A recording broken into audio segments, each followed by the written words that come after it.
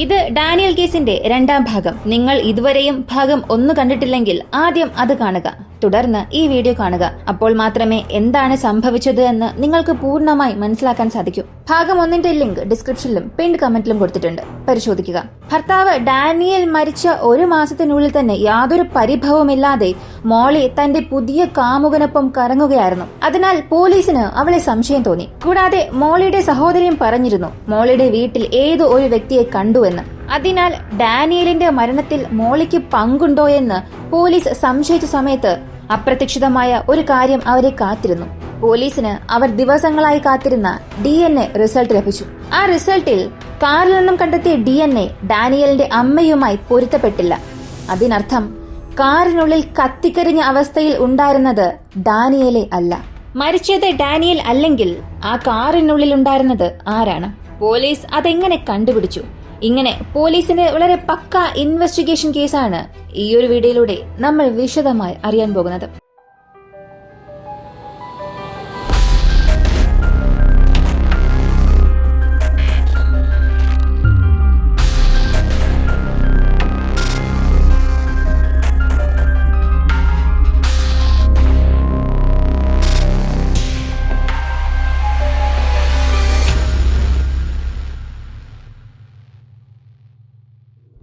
DNA ഫലത്തിൽ കാറിനുള്ളിൽ കത്തിക്കരിഞ്ഞ അവസ്ഥയിൽ ലഭിച്ച ബോഡി ഡാനിയലിന്റേതല്ലെങ്കിൽ ആ വ്യക്തി ആരായിരിക്കും? കൂടാതെ ഡാനിയൽ എവിടെയായിരിക്കും? ഇതുപോലെ പോലീസിന് ഒരുപാട് ചോദ്യമുണ്ടായിരുന്നു. അത് കണ്ടെത്താനായി ഈ DNA റിസൾട്ട് പുറത്ത് പറയാതെ തന്നെ നേരത്തെ പോലീസിന്റെ സംശയാസ്പദമായ ലിസ്റ്റിൽ ഉണ്ടായിരുന്ന മോളിയെ അവൾ അറിയാതെ പിന്തുടരാൻ തുടങ്ങി. അങ്ങനെ പിന്തുടരുമ്പോൾ അവളുടെ കുറച്ചു ദിവസത്തെ പ്രവൃത്തികളൊന്നും തന്നെ പോലീസിന് യാതൊരു സംശയവും തോന്നിപ്പിച്ചില്ല. എന്നാൽ അവയെല്ലാം മോളി തന്റെ പുതിയ ബോയ് ഫ്രണ്ടായ ജേക്കിനെ ഉച്ചഭക്ഷണത്തിനായി ഒരു ഹോട്ടലിൽ കണ്ടുമുട്ടുന്നതുവരെ മാത്രമായിരുന്നു. മോളി തന്റെ പുതിയ കാമുകനൊപ്പം ഒരു ഹോട്ടലിൽ ഭക്ഷണം കഴിക്കാനായി പോയി. അവളെ പിന്തുടർന്ന പോലീസ് അവളുടെ പുതിയ കാമുകനെ കണ്ടു. കണ്ടയുടനെ തന്നെ 1 സെക്കൻഡ് പോലീസുകാരെല്ലാം സ്തംഭിച്ചു. കാരണം അവൻ ഡാനിയലിനെ പോലെ തന്നെ ഉണ്ടായിരുന്നു. പക്ഷെ ഒരു വ്യത്യാസം മാത്രം, അവന്റെ മുടി നിറം മാത്രം വ്യത്യസ്തമായിരുന്നു. സംശയം തോന്നിയ പോലീസ് ഡാനിയലാണോ നിങ്ങൾ എന്ന് ചോദിച്ചു. അതിന് അവൻ പറഞ്ഞത് ഇല്ലില്ല, എന്റെ പേര് ജേക്ക് എന്നാണെന്ന്. കൂടാതെ അവന്റെ ID കാർഡും എടുത്തു കാണിച്ചു കൊടുത്തു. പക്ഷെ പോലീസിന് അത് വിശ്വസിക്കാൻ തോന്നിയില്ല.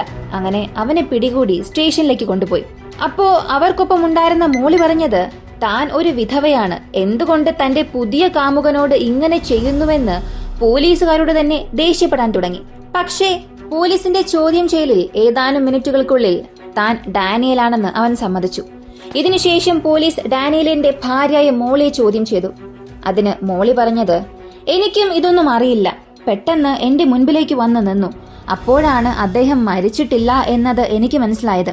അതുപോലെ ഡാനിയൽ പറഞ്ഞത് മോളിയുടെ സഹോദരി ബെഡ്റൂമിൽ കണ്ട് ഭയന്നുപോയത് എന്നെയാണ്, ഞാനായിരുന്നു അവിടെ ഒളിച്ചിരുന്നത്. അവൾ എന്നെ കണ്ടിട്ട് ചേച്ചിയോട് ചെന്ന് പറയുകയും മോളി മുറിയിലേക്ക് വന്ന് നോക്കും എന്ന് എനിക്കറിയാമായിരുന്നു. അതിനാൽ വീണ്ടും ഞാൻ അവിടെയുള്ള ബെഡിനടിയിൽ പോയി ഒളിച്ചു എന്ന് പറഞ്ഞു. ശരി, ഇപ്പോ എന്തിനാണ് ഡാനിയൽ മരിച്ചതുപോലെ കാണിക്കണം? വളരെ പ്രധാനമായി ആ കാറിലുണ്ടായിരുന്ന ശരീരം ആരുടേതാണെന്ന് പോലീസ് ചോദിക്കാൻ തുടങ്ങി. സത്യത്തിൽ അയാൾക്ക് ഒരു ഉദ്ദേശമല്ല, ഒരുപാട് ഉദ്ദേശമുണ്ടായിരുന്നു. 7 വയസ്സുള്ള പെൺകുട്ടിയെ ലൈംഗികമായി ആക്രമിച്ചതിന് അയാൾക്ക് ശിക്ഷ ലഭിച്ചുവെന്ന് ഇതിനകം ഞാൻ പറഞ്ഞിരുന്നു. ജയിലിൽ പോകുന്നതിന് 2 ദിവസം മുൻപാണ് ഈ സംഭവങ്ങളെല്ലാം നടന്നത്. അങ്ങനെയാണെങ്കിൽ ജയിലിൽ പോകാതെ രക്ഷപ്പെടാൻ വേണ്ടിയാണോ ഇങ്ങനെയെല്ലാം ചെയ്തത് എന്ന് ചോദിച്ചാൽ അതെ, അങ്ങനെയാണ്. എന്നാൽ ജയിൽ ശിക്ഷ എത്ര വർഷമെന്നാണ് നിങ്ങൾ ചിന്തിക്കുന്നത്?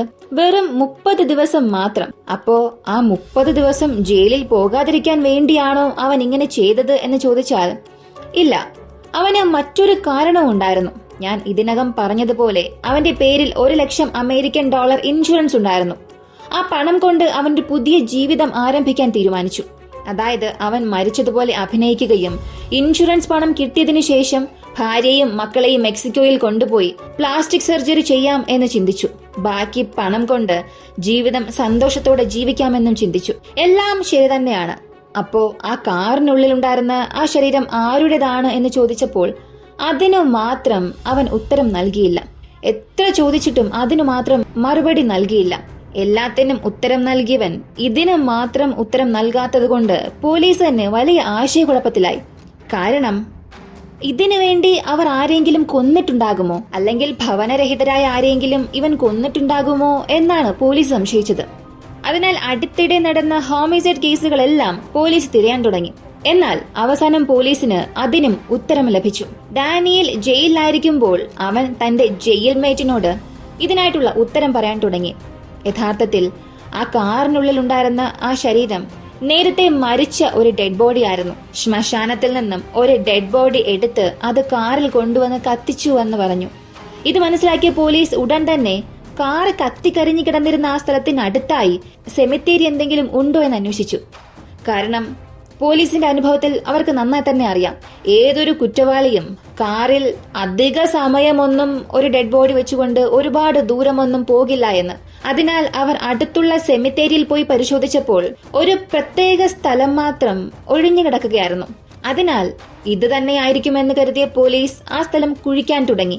അങ്ങനെ കുഴിച്ചപ്പോൾ പോലീസ് വിചാരിച്ചതുപോലെ തന്നെ ആ കുഴിമാടത്തിലെ ശവപ്പെട്ടി ശൂന്യമായിരുന്നു. യഥാർത്ഥത്തിൽ അവർ മോഷ്ടിച്ച ഡെഡ് ബോഡി 81 വയസ്സുള്ള ഷാർലറ്റ് ഡേവിഡ് എന്ന വ്യക്തിയുടേതായിരുന്നു. ഈ സംഭവത്തിന് 6 മാസം മുൻപ് ഷാർലറ്റ് ഡേവിഡ് മരിച്ചിരുന്നു. ഇപ്പോൾ പോലീസിന് അറിയേണ്ട ഒരേ ഒരു കാര്യം ഡാനിയൽ ഇങ്ങനെ ചെയ്തതിന് മോളിയും സഹായിച്ചിട്ടുണ്ടോ എന്നതാണ്. അതിനാൽ അവർ തെളിവുകൾ അന്വേഷിക്കാൻ തുടങ്ങി. പക്ഷെ മോളിയോട് ചോദിച്ചപ്പോൾ അവൾ പറഞ്ഞത് ഇല്ല, എനിക്കറിയില്ല എന്ന് പറഞ്ഞു. ഞാൻ നേരത്തെ പറഞ്ഞതുപോലെ 1 മാസത്തിന് ശേഷം ഡാനിയൽ വന്നപ്പോൾ ഞാൻ തന്നെ ഞെട്ടിപ്പോയി. അതിനുശേഷമാണ് എല്ലാ പദ്ധതിയും അദ്ദേഹം എന്നോട് പറഞ്ഞത്. ഞാൻ അതിനനുസരിച്ച് പ്രവർത്തിക്കാൻ തുടങ്ങിയെന്നും പറഞ്ഞു. ഇപ്പൊ ഫോറൻസിക് ടീം അവളുടെ കമ്പ്യൂട്ടർ പരിശോധിക്കാൻ തുടങ്ങി. എന്നാൽ കമ്പ്യൂട്ടർ പരിശോധിക്കുന്ന സമയത്ത് ഇതിനകം 6 മാസം ആയിട്ടുണ്ടായിരുന്നു. അപ്പോൾ ഏതെങ്കിലും ഫയൽ ഉണ്ടെങ്കിൽ പോലും അത് ഓവർ റൈറ്റ് ആയിട്ടുണ്ടാകും. എന്നാൽ ഫോറൻസിക് കമ്പ്യൂട്ടർ വിദഗ്ധർ ഒരു വിചിത്രമായ കാര്യം കണ്ടെത്തി. മോളിയുടെ വർക്ക് കമ്പ്യൂട്ടറിൽ കീ സ്ട്രോക്ക് എന്ന വൈറസ് അറ്റാക്ക് ചെയ്തിരുന്നു. യഥാർത്ഥത്തിൽ ഈ ഒരു വൈറസ് എന്ത് ചെയ്യും എന്ന് ചോദിച്ചാൽ, മോളി ടൈപ്പ് ചെയ്ത കാര്യങ്ങൾ കൂടാതെ ഇന്റർനെറ്റിൽ തിരഞ്ഞ കാര്യങ്ങൾ എന്തെല്ലാമാണോ അവൾ ടൈപ്പ് ചെയ്യുന്നത് അതെല്ലാം റെക്കോർഡ് ചെയ്ത് ഒരു ടെക്സ്റ്റ് ഫയലായി സേവ് ചെയ്തിരുന്നു. അതെ, ആ വൈറസ് ഫോറൻസിക് ടീമിന് ഒരു വലിയ സഹായം ചെയ്തു. അങ്ങനെ ഫോറൻസിക് ടീം ആ ടെക്സ്റ്റ് ഫയൽ നോക്കിയപ്പോൾ മോളി എന്തെല്ലാം ഇന്റർനെറ്റിൽ തിരഞ്ഞു എന്നുള്ളത് അറിയാൻ കഴിഞ്ഞു. അതിൽ മർഡർ സംബന്ധിക്കുന്ന ഒരുപാട് കാര്യങ്ങളുണ്ടായിരുന്നു.